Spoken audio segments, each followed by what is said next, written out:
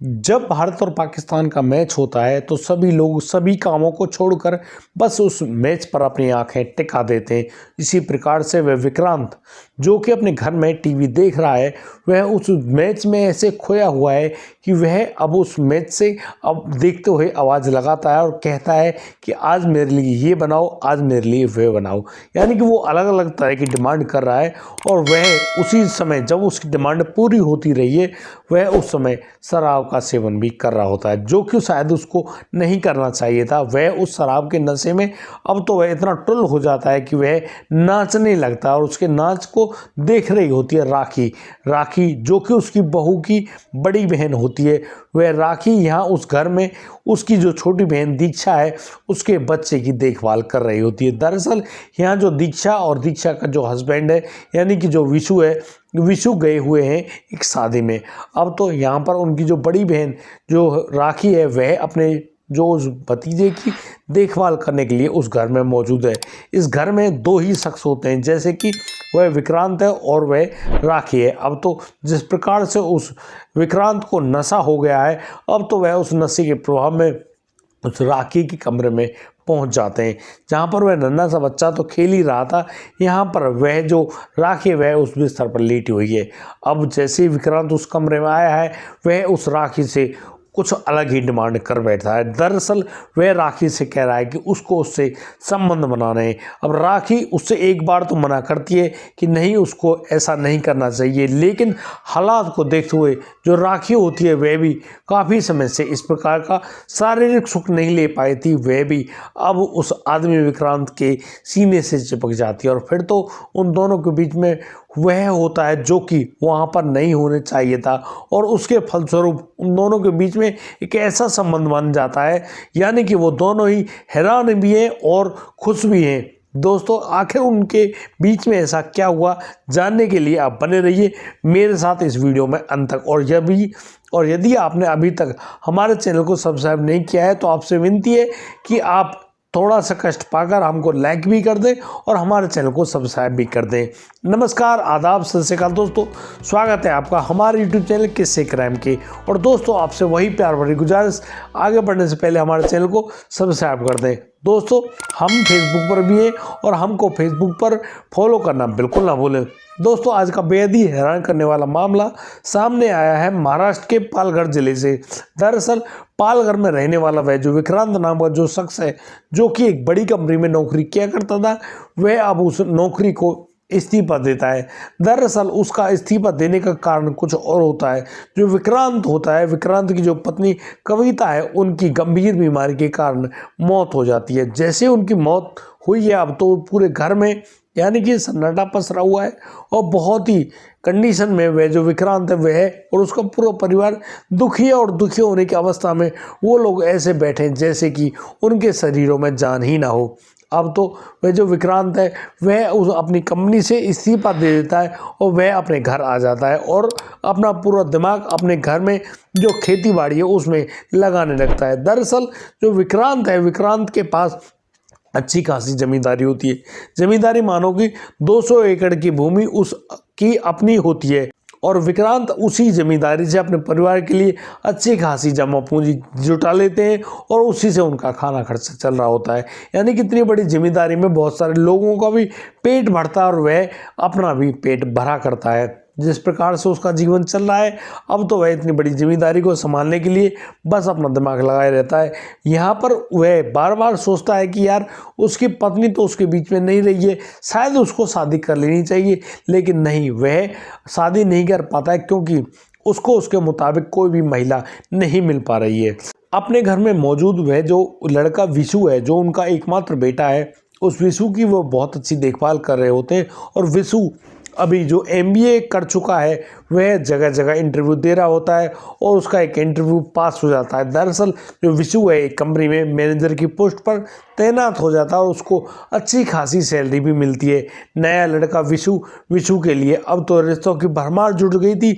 अब तो कोई ना कोई व्यक्ति हर रोज़ उनके घर आ जाता और विशु की संबंध के लिए बातें किया करता।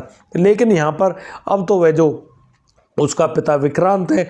विक्रांत उन लड़कियों के फ़ोटो भी देखता, उनके बारे में बातचीत भी करता और तो और उनकी डेट ऑफ बर्थ और टाइम भी नोट कर लिया करता, ताकि वह अपने जो जानकार पंडित जी हैं उनके पास जाए और उनको उन लड़की से शादी करने के लिए अपने बेटे की कुंडली मिलवाता और तब जाकर वह शादी के लिए हाँ करता है।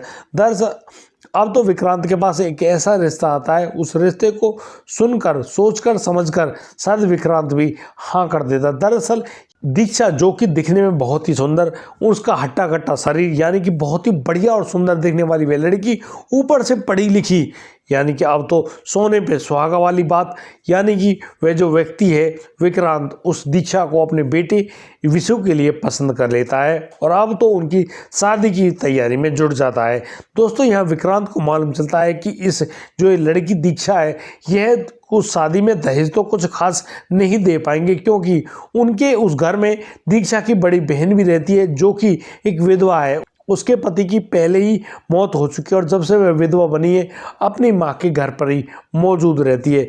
यहाँ उस दीक्षा के घर में ज़्यादा व्यक्ति नहीं, उसकी एक बड़ी बहन और उसकी जो माँ ही रहती है। यहाँ पर वह अच्छा खासा बड़ा शादी तो नहीं कर पाते। वो लोग विक्रांत से कहते हैं कि उनके पास सिर्फ और सिर्फ एकमात्र बेटी है। इस बात को जानकर वह विक्रांत और भी ज़्यादा खुश होता है और अपने बेटे की बड़े ही धूमधाम से शादी करता है और दीक्षा की माँ से कह देता है कि आप एक रुपए का भी कर्ज मत लीजिएगा, हम लोग यानी कि हम दोनों मिलकर इस लड़के विशु की शादी जरूर करेंगे और बड़ी ही जोरदार करेंगे। और बस इसी तरीके से अब तो वह जो आदमी है विक्रांत अपने बेटे विशु की उस लड़की दीक्षा के साथ एक बड़े से जो बारात घर बोल दो, बहुत बड़ा जो हॉल है उसको बुक करते हैं और हर तरह की मिठाइयों का आयोजन, बहुत ही ज़बरदस्त शादी होती है विशु की और विशु बड़े ही प्यार से दीक्षा को अपने दुल्हन बनाकर अपने घर ले आता है। यहाँ पर जैसे वे दीक्षा आती है, दीक्षा का बड़ा ही जोर शोर से स्वागत होता है और दीक्षा यहाँ विशु की पत्नी बनकर बहुत ही ज़्यादा खुश है और बड़े ही प्यार से उस घर में अपना जीवन यापन चलाने लगती है। यहाँ जब विशु भी अपनी पत्नी के साथ बहुत ही अच्छे से रहता है, वह जो विशु है वह अपनी नौकरी भी करता रहता है और अपनी पत्नी के साथ बड़े ही राजी खुशी से रहता है। एक दिन विशु अपने पिता को एक खुशखबरी सुनाता है। दरअसल वह बताता है कि उसकी जो पत्नी दीक्षा है वह प्रेग्नेंट है और इस खुशी के मारे अपना विक्रांत फूले नहीं समा रहा और बहुत ही ज़बरदस्त पार्टी का आयोजन करता है। उस पार्टी में सभी लोग आते हैं, यानी कि दीक्षा की माँ भी आती है और दीक्षा की बड़ी बहन राखी भी आती है। राखी जो कि बेहद सुंदर दिखने में होती है, वह जब उस घर में आती है तो करीब वह पार्टी का पूरा माहौल है, यहाँ पर सभी रिश्तेदारों को बुलाया जाता है, उनको ज़बरदस्त उनकी पार्टी होती है, खाने पीने का हर तरह का प्रबंध होता है। और अभी तो यहाँ जिस प्रकार से वह काम फैला है, वह जो लड़की दीक्षा है वह अपनी माँ और बहन से वहीं पर रुकने का कह देती है। लेकिन यहाँ जो विक्रांत है वह जब अपनी समधन को देखता है, समधन की बड़ी बेटी राखी को देखता है, तो वह देखते ही रह जाता है। दरअसल वह देखता है कि यहाँ पर जो दीक्षा है, दीक्षा की बड़ी बहन राखी, जो कि दिखने में बहुत ही सुंदर है और तो और वह उन शालीन कपड़ों में बहुत ही बेहतरीन लग रही है। कहीं ना कहीं उस विक्रांत को लगता है कि वह उस लड़की राखी से उसको बात करनी चाहिए, लेकिन उनकी जो उम्र है उसमें थोड़ा गैप होता है, उस गैप की वजह से वह शर्मा जाता है और वह ज़्यादा कुछ नहीं पूछ पाता है। लेकिन उन दोनों की निगाहों में कुछ ऐसी बात हो चुकी होती है, कहीं ना कहीं वह राखी भी विक्रांत से मिलना चाहती है, उससे बात करना चाहती है और उसी प्रकार से विक्रांत भी उस राखी से बात करना चाहता है। लेकिन घर में बड़े हुए उन लोगों की जो भीड़ है उसके कारण उन दोनों की बातचीत नहीं हो पाती है। यहाँ पर जो दीक्षा है अपनी बहन यानी कि अपनी बड़ी बहन उस राखी को अपने घर पर रोक लेती है और अपनी माँ को अपने घर वापस 2 दिन के बाद विदा कर देती है। अब राखी यहाँ कुछ दिनों के लिए दीक्षा के पास रह जाती है और उसको बहुत सारे तरीके रहने का ठीक ढंग से हिसाब किताब, बच्चे के साथ कैसे क्या करना है, यानी कि बहुत सारी बातें बताती है। और बस इन 8 दिनों में यहाँ पर उस राखी और राखी के जो मौसा लगते हैं रिश्ते में विक्रांत पाटिल के बीच में कुछ नज़दीकियाँ सी बढ़ जाती हैं। लेकिन यहाँ पर दोनों अपने अपने चरित्र का बहुत ही अच्छी तरह से रख रखाव करते हैं और तो और अब तो वह जो राखी है 8 दिनों के बाद अपने घर वापस लौट जाती है। लेकिन कहीं ना कहीं वह विक्रांत के दिमाग में एक ऐसा प्रश्न छोड़ गई थी जिसका शायद उत्तर वह राखी ही दे सकती थी। अब तो वह जो विक्रांत है, जो कि बड़ा ही रसूखदार व्यक्ति है, उसके खाने पीने का, रहने का तरीका बड़ा ही रसूखदार है, और जिस प्रकार से वह रहता है उसके लिए सभी लोग कायल होते हैं और कहते हैं कि भाई वाह, विक्रांत जो ज़िंदगी जीता है बहुत ही सुंदर और खूबसूरत जीता है। बस इस प्रकार से उनका जीवन यापन तो चल रहा है। लेकिन अब तो वह समय आ जाता है जब दीक्षा अपने बच्चे को जन्म देने वाली होती है। अब वे विशु अपने पिता के पास फ़ोन करता है और उनको बताता है कि तुम अब दादाजी बन गए हो। दरअसल विशु बताता है कि उसको पुत्र रत्न की प्राप्ति हुई है, और जैसे ही खबर को सुनता है विक्रांत बहुत ही ज़्यादा खुश होता है, और बस ढोल नगाड़े यानी कि खुशियों का माहौल, वह दोबारा से सभी लोगों को न्योता भेज देता है और कह देता है कि उसका जो यानी कि पोता इस दुनिया में आया है, और इसीलिए वह अपने पूरे जितने भी जानकार लोग हैं सभी को मिठाइयाँ खिलाएगा। और अब वह उसी समय करीब 2 क्विंटल लड्डुओं का भी ऑर्डर दे देता है, और अब तो पूरे गांव में लड्डू खिलाए जाते हैं। दोस्तों, जिस प्रकार से विक्रांत अपने नए पैदा हुए उस पोते की खुशी में यानी कि बहुत ही ज़्यादा खुश है। अब तो दीक्षा भी अपनी बहन को अपने घर बुला लेती है, क्योंकि यहाँ पर जो राखी है वह उस बच्चे का और उस दीक्षा का अच्छे से ख्याल रख पाएगी। जैसे ही राखी उस घर में आई है, अब तो उनका बहुत ही अच्छे ढंग से जीवन यापन चल रहा होता है। राखी भी अपने उस भतीजे, अपनी बहन, अपने जीजा, अपने मौसा यानी कि पूरे परिवार में बड़ी अच्छी जिम्मेदारी निभाती है और बड़े ही प्यार से रहती है। लेकिन यहाँ धीरे धीरे समय गुजरता है और अब वह समय आ जाता है जब भारत और पाकिस्तान का मैच होता है। भारत और पाकिस्तान के मैच के लिए पूरी दुनिया अपनी निगाहों को टीवी पर टिका देती है, क्योंकि हर किसी की बस की बात नहीं होती स्टेडियम में खड़े होकर या बैठकर मैच देख पाएँ। अब तो वो लोग जिस प्रकार से वहाँ पर मैच देखने में बिजी हैं, उसी प्रकार से वह विक्रांत बड़े से टीवी में उस मैच को चलाकर बस अपने घर में बैठा होता है। दोपहर बाद जैसे वह मैच शुरू होता है, वह अब यहाँ पर मैच तो देख रहा है, लेकिन आज उसके घर में कोई भी मौजूद नहीं है। दरअसल आज जो विशु की दोस्त की शादी, और उस दोस्त की शादी में विशु का जाना बहुत ज़रूरी है, क्योंकि वह दोस्त जिस कंपनी में विशु काम करता है वहीं का रहने वाला, उसका जो का साथ में काम करने वाला वह लड़का है, उसकी शादी में विशु और विशु की पत्नी दीक्षा दोनों चले जाते हैं। यहाँ पर दीक्षा अपने बच्चे को उस राखी की देखरेख में अपने घर ही छोड़कर जाती है, लेकिन यहाँ पर वह जो विक्रांत जो मैच देख रहा है वह राखी से बार बार कह रहा होता है कि आज उनके लिए ये बनाओ और आज उनके लिए कुछ और चीज़ बना दो। दरअसल वह वहाँ पर मैच तो देख रहा है, साथ ही साथ वह शराब भी पी रहा है। शायद उसको शराब ना पीनी चाहिए थी, लेकिन उस मैच की उत्सुकता की वजह से वह वहाँ पर खा पी दोनों काम कर रहा है, और इसी प्रकार से उसकी जो समय बीत रहा है। अभी तो एक पारी ही खत्म हुई थी, यानी कि अब दूसरी पारी जैसे शुरू होती है, अब तो वह जो विक्रांत है वह दूसरी बोतल भी खोल लेता है, और बस इसी प्रकार से अपने उस मौज मस्ती में जुटा हुआ है। अब तो वह उस मैच को देखने में इतना व्यस्त है कि वह भूल गया कि उसके घर में राखी भी मौजूद है। अब तो वह जैसे ही कोई चौका छक्का लगता वह नाचने कूदने लगता, बहुत ही प्रसन्न होता, और खुशी होने के साथ साथ उसको लगता कि शायद भारत पाकिस्तान से मैच जीत जाएगी। और होता भी यही है कि जब भारत पाकिस्तान को अच्छी तरह से पराजित कर देती, जब विक्रांत इस प्रकार से नाच कूद रहा है तो उसको नाचते हुए देख लेती है वह राखी। राखी भी उस विक्रांत के उस खुशी का जो मतलब जो इजहार करने का तरीका है उसको पसंद करने लगी थी। दरअसल वह जो राखी है उस छोटे से बच्चे को सुला चुकी होती है अपनी बहन दीक्षा के कमरे में, और वह बस उसको डांस करते हुए देखकर अपने कमरे की तरफ चल देती है और फिर वहाँ पर आराम करने के लिए लेट जाती है। लेकिन विक्रांत को अचानक याद आता है कि आज उसके घर में राखी के अलावा और कोई मौजूद नहीं है।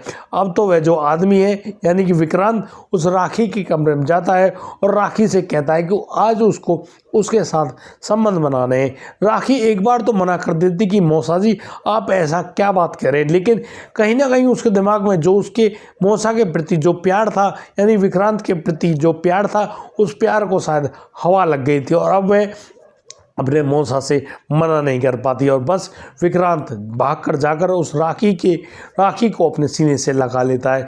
राखी भी जिस प्रकार से विक्रांत से प्यार पा रही होती है वह भी अब बस अपने पूरे शरीर को उस व्यक्ति के हाथों में न्यौछावर कर देती है। और अब तो दोनों जिस प्रकार से वस्त्र उतारते हैं, यानी कि उस राखी की खूबसूरती को देखकर वह आदमी बहुत ही अच्छे तरह से देख रहा है और उसको अब भोगने की तैयारी में लग जाता है।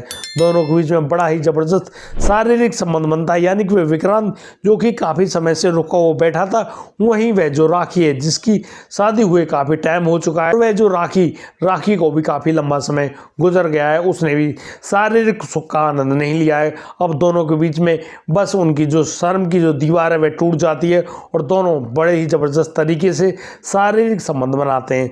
जिस प्रकार से उनके बीच में ये संबंध कायम हुआ है, अब तो अगले दिन जब वह विशु और दीक्षा वहाँ पर आते हैं तो वह जो व्यक्ति विक्रांत कहता है उस विशु से कि विशु, मैं उनसे एक बात कहना चाहता हूँ। दरअसल वह बताना चाहता है विशु को, जो उसका अपना बेटा है, उससे कहना चाहता है कि बेटा, अगर तुम चाहो तो मैं तुम्हारी जो साली राखी है, राखी से शादी कर लूँ।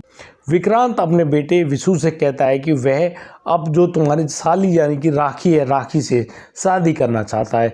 अब तो विशु यह बात सुनकर बिल्कुल चुपचाप रह जाता है और वह अब अपनी पत्नी दीक्षा के सामने इस बात को कहता है। वह कहता है कि जो उनके पिता विक्रांत हैं वह उसकी बहन यानी कि राखी से शादी करना चाहते हैं। अब तो वह जो दीक्षा है वह भी मना नहीं कर पाती है, वह भी बहुत ही ज़्यादा खुश होती है। और तो और वह जो विशु है, विशु भी बहुत ज़्यादा खुश होता है।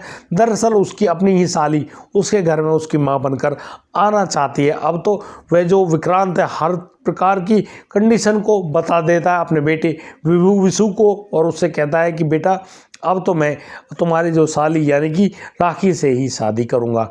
बस उनका प्यार इस प्रकार से आगे बढ़ता है और अब तो उस राखी और विक्रांत की शादी भी तय कर दी जाती है। दोस्तों, बड़े हिसाब से यहाँ पर जो राखी है, राखी विक्रांत की बहू बनकर यानी कि पत्नी बनकर उस घर में आती है और अब तो विशु भी उस राखी को बड़े ही प्यार से माँ बोलता है। राखी भी जिस प्रकार से प्यार से अपने बेटे विशु की तरफ देखती है, अपने पति विक्रांत की तरफ देखती है, तो सभी लोग ठहाके मान के हंसने लगते हैं, यानी कि अब तो उस पूरे परिवार में खुशियों का माहौल है। दोस्तों, इस पूरे घटनाक्रम को सुनाने का उद्देश्य किसी को परेशान करना नहीं है, किसी का दिल दुखाना नहीं है, लेकिन दोस्तों हम लोग इस पूरे घटनाक्रम के माध्यम से आप लोगों को बताना चाहते हैं कि दोस्तों कई बार जब इंसान कोई गलत कदम उठाता है तो उसके पीछे और भी बहुत सारे गलत कदम उठते हैं और उनके वजह से बहुत सारी दिक्कतें ऐसी बन जाती हैं, तब इंसान ज़्यादा कुछ नहीं कर पाता है और उसको पुलिस थाने, जेल, अदालतों के चक्कर काटने पड़ते हैं। लेकिन ऐसी समझदारी शायद ही कोई दिखाए। यहाँ पर इस पूरी घटना में ना तो किसी को जेल हुई, ना ही किसी की हत्या हुई और ना ही किसी के साथ कुछ गलत। यहाँ पर जो कुछ भी हुआ वह सही और अच्छा साबित हुआ। और दोस्तों, हम लोग उम्मीद करते हैं कि कभी भी जीवन में किसी भी गलत घटनाक्रम को अपने हाथों में ना आने दें। और दोस्तों, आज के लिए सिर्फ इतना ही। अब दीजिए मुझे इजाज़त, मिलता हूँ कल, लाता हूँ एक और नया सनसनीखेज मामला। तब तक के लिए आप बढ़िया रहें, बेहतर रहें, अपना और अपने परिवार का बखूबी ख्याल रखते रहें। जय हिंद, जय भारत।